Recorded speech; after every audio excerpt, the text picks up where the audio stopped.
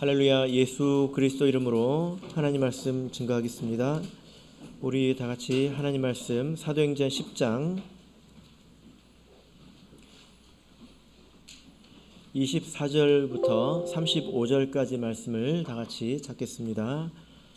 하나님 말씀 사도행전 10장 24절부터 35절까지 말씀을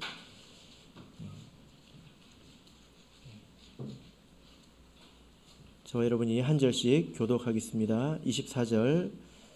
이튿날 가이사랴에 들어가니 고넬료가 일가와 가까운 친구들을 모아 기다리더니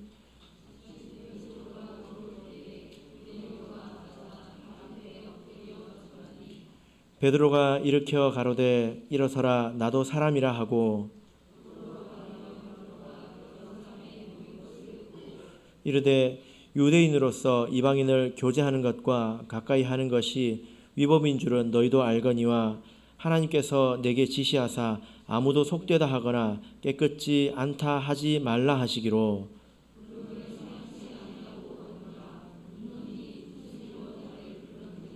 고넬료가 가로되 나흘 전 이맘때까지 내 집에서 제9시 기도를 하는데 호련히 한 사람이 빛난 옷을 입고 내 앞에 서서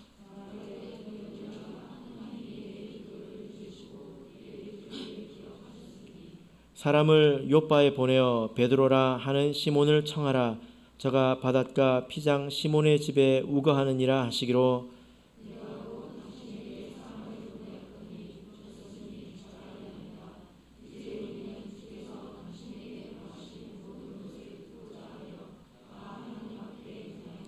베드로가 입을 열어 가로되 내가 참으로 하나님은 사람의 외모를 취하지 아니하시고 각 나라 중 하나님을 경외하며 의를 행하는 사람은 하나님이 받으시는 줄 깨달았도다. 아멘. 네, 오늘 이 시간은 다 하나님 앞에 있나이다 라는 제목으로 하나님 말씀을 같이 상고하고자 합니다. 예전에 제가 있었던 어떤 교회에서 어떤 한 분이 전도가 되었는데요.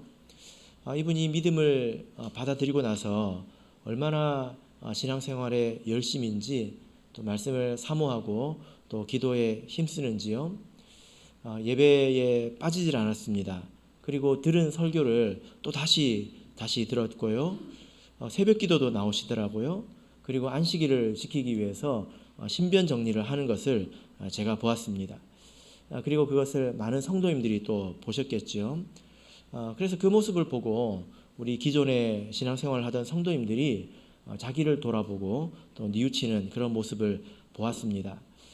사실 생각해 보면 처음 신앙생활을 이제 시작했다면 뭐 알면은 뭘 얼마나 알겠습니까? 그죠? 그리고 또 뭐 그래봐야 초신자이지 않습니까? 믿음이라고 하는 것이 하루아침에 부쩍 자라는 것은 아닙니다. 그런데 그 사람을 보고 사실은 별것도 아닌 그런 수준에 있는 그 사람을 보고 다른 사람들이 부끄러워하더라라는 거죠. 이것이 참 재미있는 일이지 않습니까? 이런 상황은 사실 다른 어떤 배움의 영역에서는 잘 일어나지 않습니다. 뭐 예를 들어 어떤 학업이라든지 또 운동이라든지 뭐 이런 영역에서는 뭐 이런 일들이 잘 일어나지 않죠. 그죠? 예. 꼴등하는 학생이 갑자기 열심히 합니다. 그 모습을 보고 1등하는 학생이 부끄러워하고 그러지는 않잖아요. 그죠? 자신을 부끄러워하고 내가 이래서 되겠나 하고 반성하고 막 그러지는 않지 않습니까? 예. 그러나 신앙의 영역 안에서는 이런 일들이 종종 일어나는 것 같습니다. 왜냐하면 내가 지금 뭐 얼마나 알고 있느냐, 그리고 내가 지금까지 얼마나 섬겨왔느냐, 이거보다 더 중요한 것이 우리 신앙 안에 있기 때문이죠. 그죠? 무엇이 더 중요합니까? 내가 하나님을 얼마나 사랑하느냐, 또 내가 얼마나 진실한가, 이것이 사실은 더 중요한 것 아니겠습니까? 왜 그럴까요? 신앙은 어떤 기술이 아니기 때문입니다. 또 이것이 어떤 학문이 아니기 때문입니다. 신앙생활이라고 하는 것은 결국에는 하나님과의 관계이지 않습니까? 그 관계를 위해서 지식도 필요하고 여러 가지 기술도 필요한 것일 뿐이잖아요. 그래서 하나님께서 가장 중요하게 보시는 것은 그 사람의 마음의 중심인 것입니다. 하나님을 얼마나 사랑하고 또 좋아하는가. 그래서 성경을 보면 하나님께서 처음 사랑을 가지라 이렇게 권면하는 것을 우리가 볼 수 있습니다. 여러분 많이 들으셨죠? 계시록에 보면 에베소 교회를 책망할 때 너의 처음 사랑을 버렸느니라. 그가 아무리 기술적으로 또 학문적으로 많이 성장했다 하더라도 처음에 그 마음을 가지지 않았기 때문에 하나님께서 책망하고 계신 것을 볼 수가 있습니다. 그래서 때로는 우리가 신앙생활을 하면서 초신자에게 또 배울 일이 있을 수 있다는 것입니다. 그죠?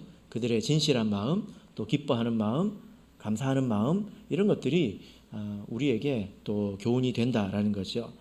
자, 오늘 본문 사도행전 10장을 보면 초신자의 모습을 우리가 볼 수 있습니다. 바로 이제 고넬료라고 하는 사람인데요. 사실 아직은 구도자의 모습이죠. 그러나 여기서 그의 진실한 모습을 또 보면서 처음 사랑이라는 것은 이런 것 아닌가, 이런 모습을 우리가 또 배울 수 있습니다. 어떤 모습일까요? 자, 우리 본문의 말씀으로 돌아가서 같이 보겠습니다. 우리에게는 이런 모습이 지금 있는가? 같이 보겠습니다. 24절입니다. 24절 읽겠습니다. 시작. 이튿날 가이사랴에 들어가니 고넬료가 일가와 가까운 친구들을 모아 기다리더니, 고넬료가 베드로를 청해놓고 이제 가까운 친구들을 모아놓고 기다리고 있습니다. 고넬료가 제9시 기도 시간에 환상을 통해서 천사를 만나지 않았습니까? 그죠? 근데 그 이야기가 성경에 3번이나 기록되어 있습니다. 3번이나 반복되어서 기록되어 있는데요. 우리가 성경을 보면 사도행전 10장 3절부터 7절까지 우리가 이미 살펴봤죠. 이것은 그 사건이 일어났을 때를 누가가 기록한 것입니다. 한 번 기록이 됐지요. 근데 또 오늘 본문에서 30절에서 32절을 보면 또 한 번 두 번째 기록이 되어 있는데, 이 내용은 이제 베드로가 고넬료 집에 왔을 때에 고넬료가 베드로에게 자기가 본 것을 설명할 때 이렇게 또 말씀을 하고 있습니다. 또 한 번이 더 있는데요. 11장을 가서 보시면 11장 13절 14절을 보시면 이제 베드로가 자기 교회에 돌아가서 보고를 하고 있지 않습니까? 그래서 자기가 한 일에 대해서 보고를 할 때 고넬료가 본 환상에 대해서 다시 언급을 하고 있습니다. 이 사건이 3번이나 언급이 되어 있다고 하는 것은 아주 중요하다라는 거죠. 그래서 이 3번의 표현이 조금씩 다른데요. 이 3번을 종합해서 보면 그 환상이 어떤 내용이었는지 우리가 조금 더 이해할 수 있습니다.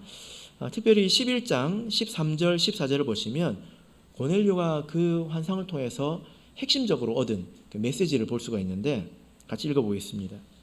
사도행전 11장 13절 14절 같이 읽겠습니다. 시작.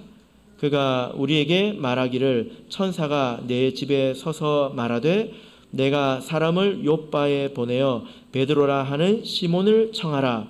그가 너와 내 온 집에 구원 얻을 말씀을 내게 이르리라 함을 보았다 하거늘. 천사가 나타나서 이전까지는 베드로를 청하라, 그가 어디에 있다, 이런 정도를 들었는데요. 여기서 보니까 천사가 말한 내용이 무엇입니까? 너와 내 온 집이 구원 얻을 말씀을 그가 너에게 이야기해 줄 것이다, 이런 말씀을 들었다는 것입니다. 그러니까 여러분, 자, 이 내용이 고넬료에게 있어서는 아주 충격적인 그런 말씀이죠. 왜냐하면 고넬료는 물론 자기가 어떻게 생각하고 있었는지는 모르겠지만 나름대로 신앙생활을 열심히 잘하고 있었던 사람이지 않습니까? 하나님을 사랑하고 그리고 또 하나님을 경외하고 또 이웃을 열심히 돕고 있었습니다. 그런데 천사가 나타나서 너와 내 온 집이 구원 얻을 말씀을 전해주겠다. 이 말은 무슨 뜻입니까? 아직 구원이 없다는 거잖아요. 그죠? 만약에 여러분 기분이 어떠실 것 같아요? 나는 지금 하나님 안에서 구원의 길을 걸어가고 있다 이렇게 생각을 하고 있는데, 이대로만 가면 나는 천국에 갈 수 있다 이렇게 생각하고 가고 있는데 천사가 나타나서 구원 얻을 길을 알려줄게. 그러면 지금까지 나는 뭘 한 거죠? 그래서 아마도 이 말씀을 들은 그 고넬료의 마음이 불에 타는 것 같았을 것입니다. 놀랍기도 하고, 그리고 앞으로 생명의 말씀을 들을 것을 또 기대하기도 했겠지요. 그죠? 예. 이때 고넬료가 즉시로 한 일들이 있습니다. 10장 7절을 보겠습니다. 이때 고넬료가 즉시 한 일이 무엇입니까? 10장 7절 읽어보겠습니다. 시작. 마침 말하던 천사가 떠나매 고넬료가 집안 하인 둘과 종졸 가운데 경건한 사람 하나를 불러. 천사가 가자마자 믿을 만한 사람을 불러서 바로 베드로에게 보내지 않습니까? 그리고 나서 바로 또 한 일이 무엇일까요? 오늘 10장 24절입니다. 24절을 보면 그 일가와 가까운 친구들을 불러 모았다라는 것입니다.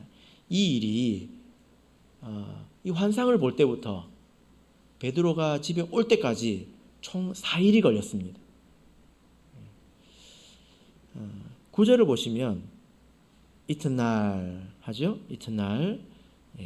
그리고 24절을 보시면 이튿날, 25절에 또 이튿날이라고 말하고 있지 않습니까? 이튿날이 3번 나오니까 총 4일이 되겠죠. 그래서 30절을 보시면 고넬료가 이렇게 말하고 있습니다. 30절 읽겠습니다. 시작. 고넬료가 가로되 나흘 전 이맘때까지 내 집에서 제9시 기도를 하는데, 됐습니다. 고넬료가 말합니다. 뭐라고 말합니까? 나흘 전에. 근데 사실 이 나흘이라고 하는 시간이 굉장히 긴 것 같지만 당시에는 지금처럼 교통이 발달되어 있지 않습니다. 지금이야 밤에도 원하면 서울을 갈 수 있지 않습니까? 근데 지금은 이 성경 시대는 그렇지 않습니다. 그래서 어떤 일이 있고 사람을 보내서 그 이튿날 도착하고 그 이튿날 하고 그 이튿날, 이것이 사실 굉장히 긴박하게 이 일이 진행되고 있다는 것입니다. 그죠? 그래서 그 베드로가 4일 만에 집에 도착했을 때에 그가 뭐라고 말하고 있습니까? 33절을 보겠습니다. 33절 읽겠습니다. 시작. 내가 곧 당신에게 사람을 보내었더니 오셨으니 잘하나이다. 이제 우리는 주께서 당신에게 명하신 모든 것을 듣고자 하여 다 하나님 앞에 있나이다. 자, 지금까지 고넬료가 환상을 볼 때부터 베드로를 청해서 올 때까지 대략적인 그런 과정을 다시 한번 말씀을 드렸습니다. 그리고 그 앞에 섰을 때에 고넬료의 자세를 말씀을 드렸는데요. 이런 그 고넬료의 행동과 태도를 통해서 볼 수 있는 이 첫사랑, 처음 사랑, 이것이 무엇입니까? 우리가 여기서 무엇을 배울 수 있을까요? 우리가 가장 먼저 배울 수 있는 것은 그가 겸손했다는 것입니다. 여기서 하나님 말씀 앞에 있다라고 말하고 있잖아요. 그죠? 그리고 25절을 보겠습니다. 25절 우리 다 같이 읽어보겠습니다. 25절 읽겠습니다. 시작. 마침 베드로가 들어올 때에 고넬료가 맞아 발 앞에 엎드려 절하니. 고넬료가 베드로가 들어왔을 때에 그 앞에 엎드려서 절을 하고 있습니다. 이렇게 엎드려서 절을 한다고 하는 것은 종교적인 그런 경배의 행위지 않습니까? 어른들이 오면 큰 절을 하고 그런 게 아니거든요. 종교적인 경배의 그런 행위입니다. 그리고 33절에 다 하나님 앞에 있나이다 이렇게 지금 말을 하고 있잖아요. 그러니까 이 고넬료는 지금 베드로를 누구 대하듯이 대하고 있습니까? 하나님처럼 대하고 있다는 것입니다. 물론 이런 태도가 당연히 성숙한 신앙의 태도는 아닙니다. 우리가 그렇게 볼 수는 없죠. 그죠? 자, 우리 계시록 19장을 보겠습니다. 요한계시록 19장 10절을 보겠습니다. 요한계시록 19장 10절입니다. 요한계시록 19장 10절. 자, 읽겠습니다. 시작. 내가 그 발 앞에 엎드려 경배하려 하니 그가 나더러 말하기를 나는 너와 및 예수의 증거를 받은 내 형제들과 같이 된 종이니 삼가 그리하지 말고 오직 하나님께 경배하라. 예수의 증거는 대언의 영이라 하더라. 자, 여러분 이 말씀을 보니까 사도 요한이 책망을 받고 있는 것을 볼 수 있는데요. 이 사도 요한이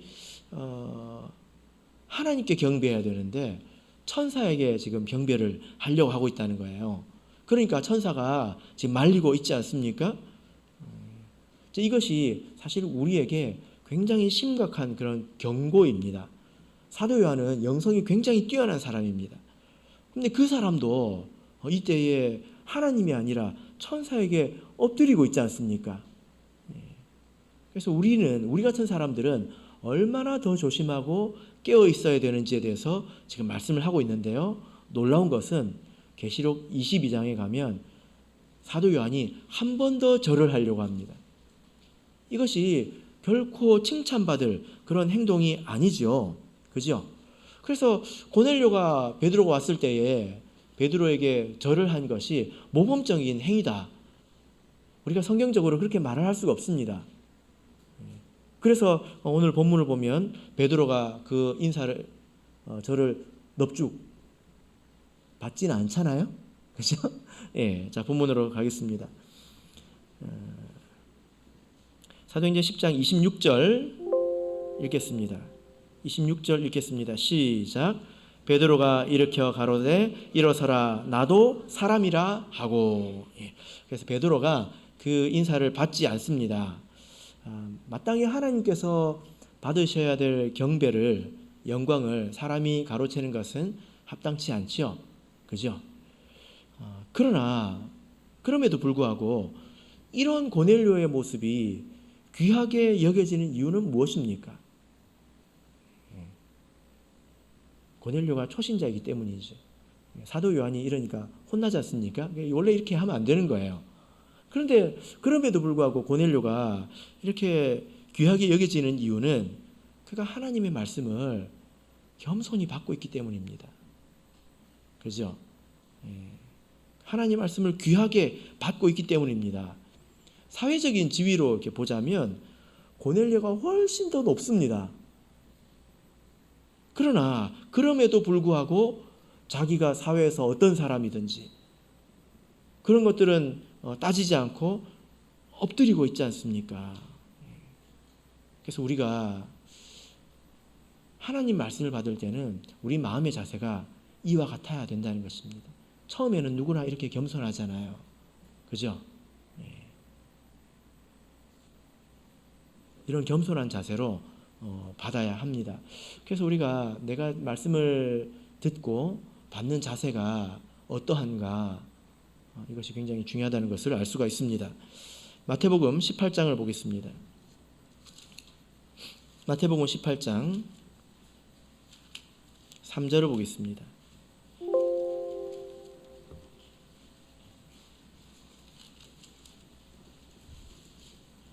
마태복음 18장 3절. 자, 우리 같이 읽겠습니다. 마태복음 18장 3절 읽겠습니다. 시작.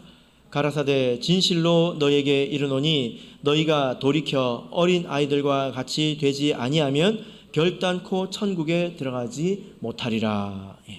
예수님께서 너희가 어린 아이와 같이 되지 아니하면 결단코 천국에 들어갈 수 없다, 이렇게 말씀을 하셨습니다. 그러면 어떻게 되는 것이 어린아이처럼 되는 것입니까?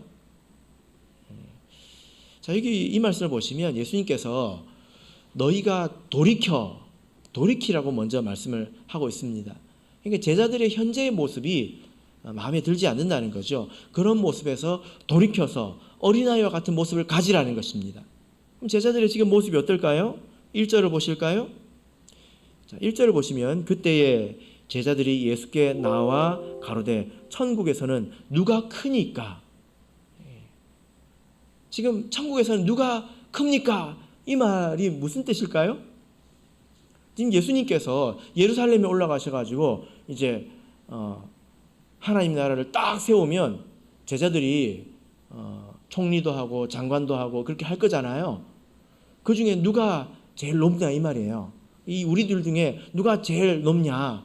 제자들이 지금 서로 자기가 높다고 자기가 잘났다고 싸우고 있는 그런 상황이라는 것입니다. 그러니까 예수님께서 너희가 그런 모습에서 돌이켜라. 그리고 어린아이처럼 되라. 이렇게 말씀을 하고 있는 것입니다. 그래서 4절을 보시면요. 4절을 우리 읽어보겠습니다. 4절 읽겠습니다. 시작. 그러므로 누구든지 이 어린아이와 같이 자기를 낮추는 그이가 천국에서 큰 자니라. 어린아이처럼 되지 아니하면 결단코 천국에 들어갈 수가 없는데 그 어린아이의 모습이 어떤 모습입니까? 반찬 투정하는 모습인가요? 철없는 모습인가요? 아닙니다. 자기를 낮추어 생각하는 겸손한 그런 모습을 말합니다. 마가복음 10장 15절 보겠습니다. 여기서도 동일한 말씀을 기록하고 있는데요. 마가복음 10장 15절입니다.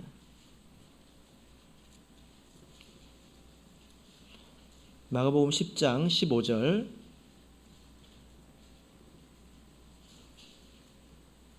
자, 우리 같이 읽겠습니다. 시작. 내가 진실로 너에게 이르노니 누구든지 하나님의 나라를 어린아이와 같이 받들지 않는 자는 결단코 들어가지 못하리라 하시고. 자, 여러분, 그래서요, 우리가 사회에서 어떤 위치에 있든지 내가 하나님 말씀을 듣고 또 하나님의 나라를 대할 때는 자기의 사회적인 경험과 지식, 자기 그동안의 신앙의 경력 이런 것들을 내려놓고 겸손한 마음을 가질 줄 알아야 합니다. 이것이 아주 중요합니다. 왜냐하면 사실 우리가 경험한 것은 아주 일부분에 불과하지 않습니까? 내가 가지고 있는 그런 지식들 이건 종종 변하지 않습니까? 그런 것이 영원한 것처럼 대단한 것인 것처럼 하나님 말씀 앞에서 그런 것을 뽐내는 것이 좋지 않습니다. 세상의 뉴스를 보면 뭐가 진짜인지 잘 모를 때가 많아요. 그죠? 어떤 학자들이 연구했다고 합니다. 커피가 몸에 좋대요. 그래서 어떤 다른 학자들이 연구를 했답니다. 커피가 몸에 안 좋대요. 이렇게 시시때때로 바뀌지 않습니까? 계란은 몸에 좋아요, 안 좋아요? 우유는 몸에 좋아요, 안 좋아요? 엎치락 뒤치락 합니다. 이것이 정답이었다가 내일이 되면 다른 것이 정답이 되는 것이 이 세상이죠. 그런 세상 안에서 내가 경험한 것이 일부분에 불과하다는 것입니다. 그렇기 때문에 내가 얼마든지 변할 수 있기 때문에 변하지 않는 하나님 말씀 앞에서 내가 겸손할 줄 알아야 된다는 것입니다. 자기 자신을 점과 같은 그런 존재로 생각하고 말씀을 들어야 합니다. 물론 우리 교회는 이런 분들이 안 계시지만 자기 사회적인 경력, 사회에서 성공한 그런 방식 이런 것을 가지고 신앙의 교회에 적용하려고 하는 그런 경우도 있을 수 있지 않겠습니까? 그런 것이 합당치 않다는 것입니다. 고넬료는 잘 나가는 사람이었지만 그러나 그는 겸손했습니다. 아무리 잘 나가도 아직 구원이 없는 상태잖아요. 또 이렇게 고넬료가 겸손할 수 있었던 그 이유가 있는데요. 그것은 하나님께서 자기에게 말씀을 주신다라는 그런 믿음 또 기대 이게 있었기 때문이죠. 그죠? 이게 아주 중요합니다. 우리도 이런 믿음이 있어야 겸손해질 수 있지 않겠습니까?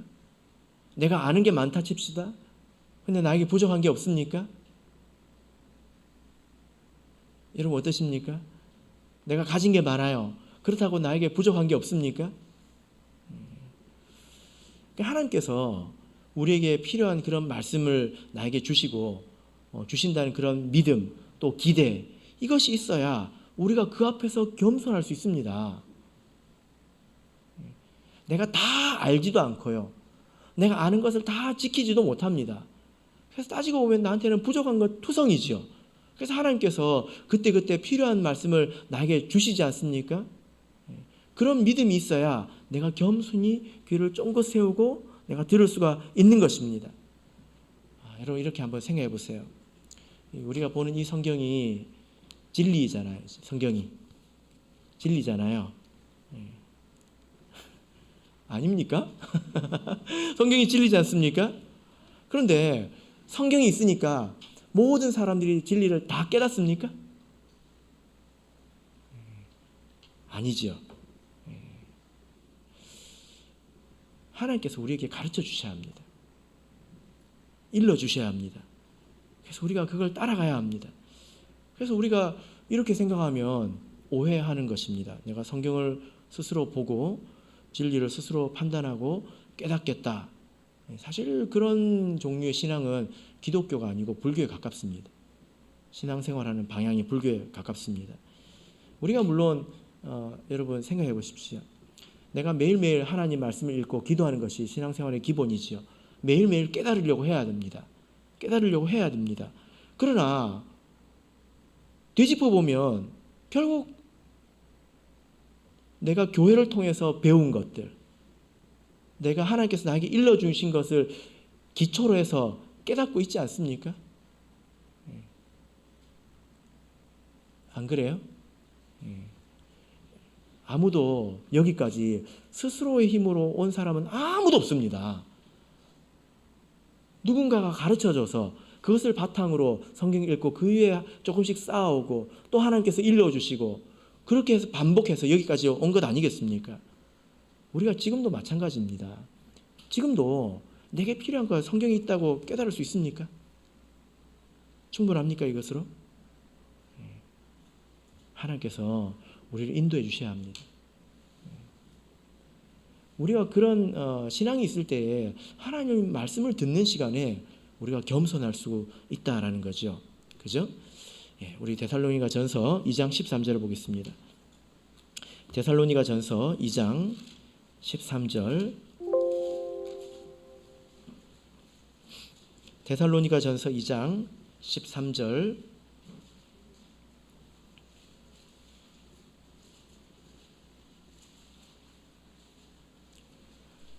자, 같이 읽겠습니다. 시작. 이러므로 우리가 하나님께 쉬지 않고 감사함은 너희가 우리에게 들은 바 하나님의 말씀을 받을 때에 사람의 말로 아니하고 하나님의 말씀으로 받음이니 진실로 그러하다. 이 말씀이 또한 너희 믿는 자 속에서 역사하느니라. 하나님의 말씀이 모든 사람에게 역사하지 않습니다.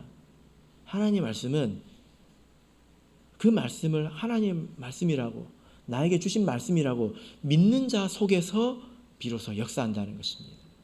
그래서 우리가 하나님께서 오늘 이 시간 나에게 말씀을 주실 것이다. 그 말씀이 나에게서 역사하고 그 말씀이 경험되어진다라는 것입니다. 두 번째로 우리가 고넬료를 통해서 이렇게 배울 수 있는 점은요. 그가 즉시 일가와 친구를 모았다는 것입니다. 겸손히 하나님 앞에 말씀을 듣기 위해 선 것뿐만이 아니라 그가 일꾼들을 보내놓은 이후에 즉시로 자기 사랑하는 가족과 그리고 또 친구들을 모았다는 것입니다. 사실 이것은 너무나 상식적인 것이어서 이건 정말 설명이 필요한가 이런 생각이 듭니다. 그래서 차라리 다른 내용을 전하는 것이 낫지 않을까 이런 생각도 했는데요. 그러나 이런 말씀도 우리가 들을 필요가 있습니다. 예를 들어 여러분 최근에 터키에서 큰 지진이 일어났잖아요. 몇 명이 죽었는지 아십니까? 제가 뉴스를 오늘 봤을 때 2일 전 거를 봤는데 검색을 한번 해봤거든요. 5만 명이 죽었더라고요. 5만 명. 5만 명. 어마어마하죠. 그죠? 내가 만약에 그것을 미리 알았다면 내가 거기에 있는데 어떻게 할까요? 당연히 탈출하겠죠. 나만 탈출할까요? 이런 걸 가르쳐 줘야 됩니까? 너만 탈출하지 말고 네가 아는 사람들 연락해라. 이런 걸 가르쳐 줘야 되는 건가요? 아니잖아요. 그죠? 이건 당연한 것입니다. 아는 사람에게 피하라고 말해야 되잖아요. 적어도 내가 그것을 믿는다면, 확신한다면 말하는 것이 당연한 것입니다. 이와 같은 일을 지금 고넬료가 하고 있는 거죠. 그죠? 자기가 정말 하나님의 구원의 말씀이 들려질 것이라고 믿었기 때문에 그 사람들을 모은 것 아니겠습니까? 간혹 우리 그 초신자들 가운데서 혹은 또 어렵게 믿음을 회복한 분들이 믿음의 그 소중함, 이 가치, 또 영생에 대한 소망 이런 것들이 생겨서 친척이나 또 가까운 또 가족들 또 친구들에게 전도하는 모습을 볼 수가 있습니다. 이게 당연한 거죠. 이게 너무나 당연한 것입니다. 근데 안타까운 것은 시간이 지나면 이게 조금씩 식어진다라는 것입니다. 여기에 제가 이제 보니까 여기에도 과정이 있더라고요. 과정이 있습니다. 이게 뭐냐면은 어떻게 생각하시는지 제가 보니까 자기가 믿게 된 그 과정이 너무 합당하다고 생각을 하니까요. 다른 사람도 나 똑같은 과정을 겪으면 믿을 거라고 확신하는 거예요. 내가 교회 와서 이런저런 것을 배우니까 내가 이런 게 있구나 하고 깜짝 놀래가지고 내가 정신을 차리고 믿었어요. 그래서 다른 사람도 이렇게 이걸 배우면 믿을 거라고 생각하는 겁니다. 근데 안 그렇죠. 어떤 분이 그 복음을 받아들였습니다. 그래서 그 말씀을 듣고 깨우침을 받고 그 후회도 하고 그래서 세례받고 이제 성도가 되었습니다. 그래가지고 가장 가까운 자기 부모에게 전했는데요. 나처럼 안 되는 거예요. 자기처럼 한 방에 넘어올 줄 알았나 봐요. 한 방에. 나는 왜 이걸 똑같은 걸 듣고 깨닫고 깨달아져서 하고 회개하고 여기까지 왔는데 왜 너는 안 되냐? 왜 당신은 안 됩니까? 이렇게 당황하더라고요. 당황. 그리고 실망합니다. 그 순간에 한풀이 팍 꺾여버립니다. 이것이 오해죠. 그죠? 사람마다 또 다른 때와 방법이 있고 심지어 우리는 알고 있지 않습니까? 하나님께서 택하신 사람이 있고 택하지 않은 사람이 있습니다. 근데 우리가 그걸 알 수가 없습니다. 언제인지 무엇인지 하나님께서 이 사람을 택했는지 택하지 않았는지 우리는 모릅니다. 현재로서 우리는 모르는 것이 맞죠. 그죠? 그래서 우리는 그저 전하는 것 그 자체가 잘하는 것입니다. 내가 가지고 있는 지혜와 또 능력을 동원해서 내가 그것을 그저 하려고 하는 것 그것이 잘하는 것이지 않습니까? 터키에 지진이 났는데 피하라고 내가 간절히 호소해도 그 사람이 안 믿으면 어쩔 수 없는 거잖아요. 내가 그것을 어떻게 할 수가 없는 것입니다. 그래서 고넬료도 자기의 친척과 이 사람들을 자기가 최선을 다해서 한 게 무엇입니까? 그 자리에 앉혀놓는 것이죠. 그죠? 우리가 지금 1년에 2번씩 예수 제자 삼기 전도 운동을 하고 있습니다. 가장 먼저 태신자 품기를 하죠. 그죠? 기도해서 내가 복음을 전하고 싶은 사람 이름을 이렇게 적어냅니다. 여러분 여기다가 이름을 적으면 내가 책임지고 교회 데려오고 세례를 바쳐야 됩니까? 그래야 되나요? 그게 아닙니다. 그걸 할 수 있습니까? 우리가 그렇게 할 수가 없잖아요. 거기에 이름을 적는 것은 내가 그 사람을 위해서 기도하겠다는 것입니다. 하나님의 은혜를 구하겠다는 것입니다. 그리고 다른 사람도 그 이름을 보고 기도해달라고 하는 거예요. 그리고 기회가 되면 전하는 거죠. 눈치를 이리 살피고 저리 살피고 해서 전할 수 있으면 전하는 것이죠. 그리고 하나님께서 은혜를 주셔서 그 사람이 마음이 열리면 한 번 오는 것입니다. 제가 지난주에 한나회 가가지고 여쭤봤더니 책임을 져야 되는 줄 아셨대요. 이름 적어내면 우리가 하나님도 아닌데 책임을 질 수 있습니까? 그 사람 끌어다가 여기 어떻게 내가 이름 적어냈어. 그렇게 해야 됩니까? 좀 설명이 부족했던 것 같습니다. 사실 우리가 그 누구도 사실은 내 자식도 그렇게 할 수가 없습니다. 별개의 인격이기 때문에 그렇죠. 그죠? 다른 사람은 내 마음대로 할 수가 없습니다. 그러나 그 한 사람을 위해서 기도하는 것, 그것은 아무도 막을 수 없습니다. 누가 막을 수 있습니까? 내가 어떤 사람을 위해서 그 사람의 영혼을 불쌍히 여기는 것, 그래서 기도하는 것, 누가 막을 수 있습니까? 그건 아무도 막을 수가 없습니다. 그래서 아무도 막을 수 없는 그 일을 하자는 것이지 끝까지 책임지자 그런 건 아니죠. 그죠? 그래서 이렇게 보자면 이름을 적어내지 않는 것은 참 이상한 것입니다. 하나님께서 뭐라고 하실까요? 야, 너는 어떻게 이름도 안 적냐? 그러실지도 모르겠습니다. 이제 오해가 있으셨다면 이제 오해를 푸시고 끝까지 책임지는 거 아니에요. 뭐 하는 것입니까? 불쌍히 여기고 기도하는 것입니다. 기도 부탁하는 거예요. 그래서 하나님께서 길을 열어주시면 말 한마디 해보는 것입니다.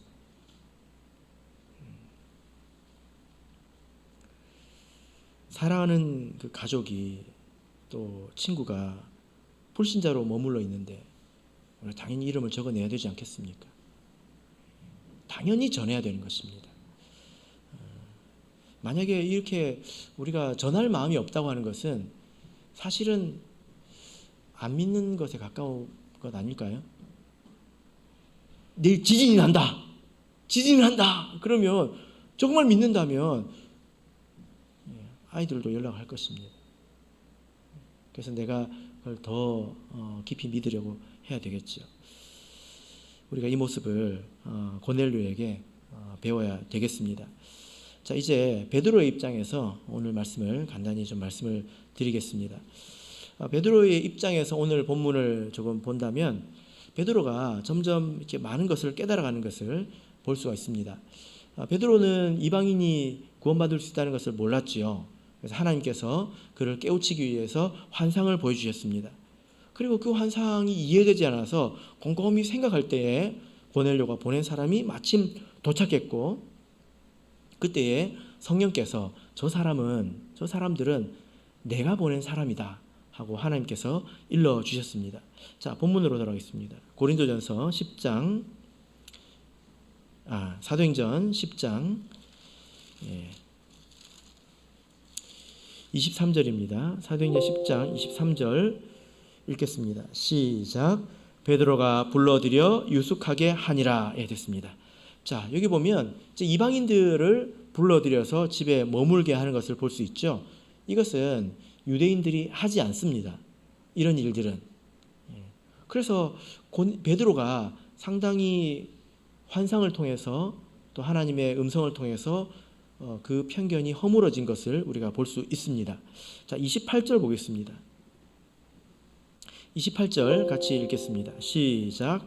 이르되 유대인으로서 이방인을 교제하는 것과 가까이 하는 것이 위법인 줄은 너희도 알거니와 하나님께서 내게 지시하사 아무도 속되다 하거나 깨끗지 않다 하지 말라 하시기로. 자, 여러분, 하나님께서 이렇게 말씀하신 적이 있으십니까? 그래서 28절은 하나님께서 말해주신 것이 아니라 자기가 이해한 거죠. 그 환상을 베드로가 이렇게 이해했다는 것입니다. 그래서 이 베드로가 지금 본 환상이 음식의 문제가 아니라 사람의 문제이구나, 이것을 깨달았고 조금씩 더 이해해가고 있는 것을 볼 수가 있습니다. 이제 35절을 보겠습니다. 35절 읽겠습니다. 시작. 각 나라 중 하나님을 경외하며 의를 행하는 사람은 하나님이 받으시는 줄 깨달았도다. 지금 베드로가 깨달음의 말을 하고 있죠. 자, 여러분, 이 말씀을 우리가 오해하면 안 됩니다. 조금 설명이 필요합니다. 각 나라 중에 하나님을 경외하며 의를 행하는 사람은 하나님이 받으시는 줄을 깨달았다. 하나님을 경외하고 의를 행하는 것으로 충분하면 하나님이 베드로를 왜 보냈겠습니까? 그런 말이 아니죠. 그죠? 이 말씀을 잘 읽어야 합니다. 그런 사람이라도 베드로를 만나야 합니다. 천사를 만나는 것이 중요한 게 아니라 베드로를 만나야 합니다. 왜 그럴까요? 천국의 열쇠가 누구한테 있습니까? 천사에게 있습니까? 베드로에게 있기 때문이죠. 교회에 있기 때문입니다. 그래서 베드로를 만나서 이 사람도 세례를 받아야 하는 것입니다.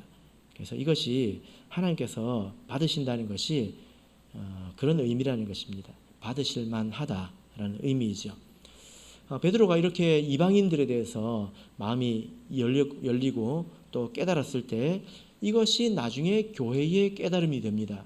이제 다음 시간에 볼 텐데요. 11장 18절을 보겠습니다. 11장 18절 자, 읽겠습니다. 시작.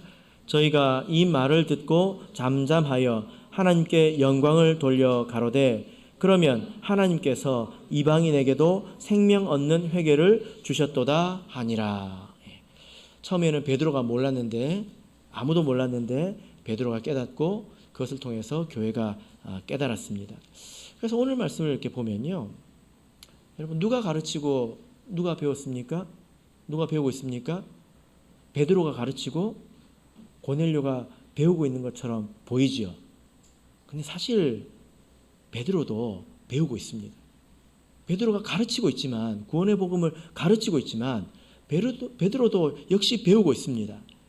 그래서 오늘 이 사도행 10장을 보면 누가 가르치고 누가 배우고 있습니까?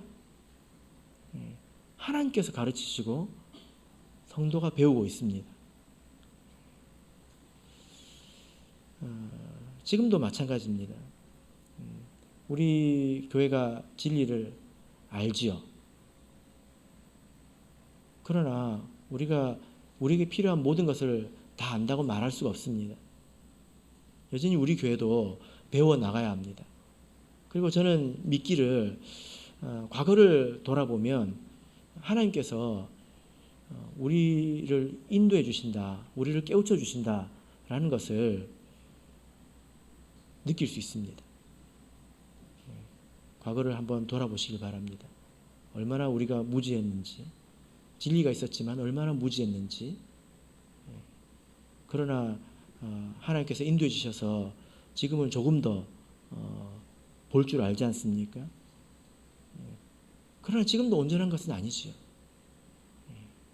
사도행전 10장에서 베드로가 가르치고 고넬료가 배웠지만 사실은 모두가 배우고 있는 것처럼 우리도 마찬가지입니다. 우리도 계속 하나님께 배워 나가야 되는 것입니다. 그래서 우리가 뭐라고 고백해야 될까요? 저와 여러분이 다 하나님 앞에 있나이다. 하나님께서 인도해 주시기를 우리가 간절히 구하고 하나님께서 인도해 주신 것을 믿고 그 앞에 겸손하게 배워야 될 것입니다. 그럴 때에 우리가 천국까지 이룰 수 있게 되는 거죠. 바라옵기는 저와 여러분이 이런 믿음으로 처음 마음으로 항상 신앙생활을 해 나가시기를 예수 그리스도 이름으로 축복합니다. 우리 다 같이 찬송하겠습니다.